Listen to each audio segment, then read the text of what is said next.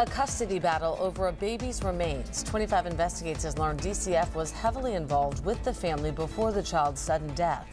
And now his remains are being held in a morgue as his parents fight over who gets his body. Investigative reporter Ted Daniels spoke with both parents. As Ted explains, an official cause of death is still pending. An autopsy was performed on Luka Bustillo immediately after his death in January. That was nearly 6 months ago. His body has been with the state medical examiner ever since. Both of his parents want custody of his remains, and that battle is being fought in court. Oh my gosh. Luka Bustillo's life can be counted in days, 77 of them. As a recovering heroin addict with a criminal record, Luka's dad knows struggle, but he says nothing compares to this. And I find myself with these crazy waves of sadness. Luka died on January 12th at his mother's Revere home. 25 investigators reviewed the family's lengthy DCF file. It says Jamie Gauthier told first responders she awoke from a nap with Luka and he wasn't breathing.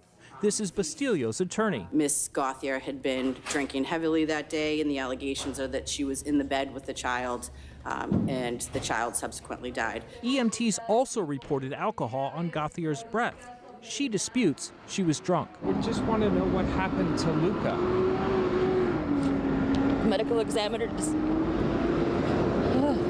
released the results that it was SIDS. SIDS.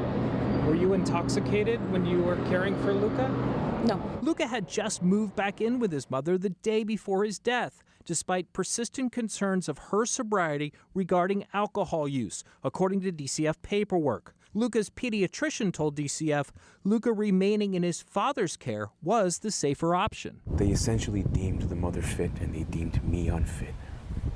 Although I had been the one raising all the red flags. Luka had been living with Bustillo in Framingham until he was arrested for domestic violence. The Revere police report says Bustillo poured a cold beverage over Gauthier, pushed her onto the edge of the bed, and eventually the floor.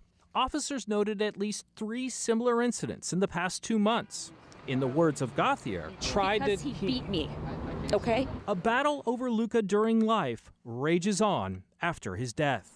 Bustillo wants Luka buried locally in a family plot he's chosen at this Natick cemetery. I made all the arrangements. I've figured everything out for her. All she has to do is agree. She doesn't have to pay for anything. Gauthier wants Luka to be cremated and with her family in Minnesota.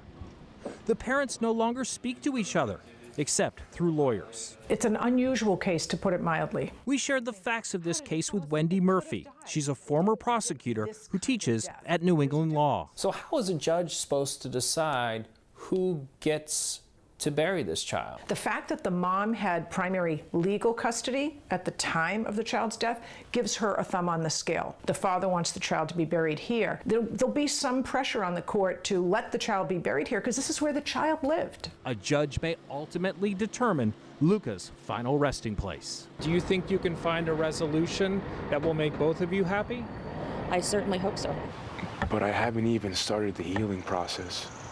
I haven't even had a funeral for my 3-month-old son. Jamie Gauthier is being represented by attorney Phil Tracy. He declined to comment. The couple's next court hearing is scheduled for July 5th.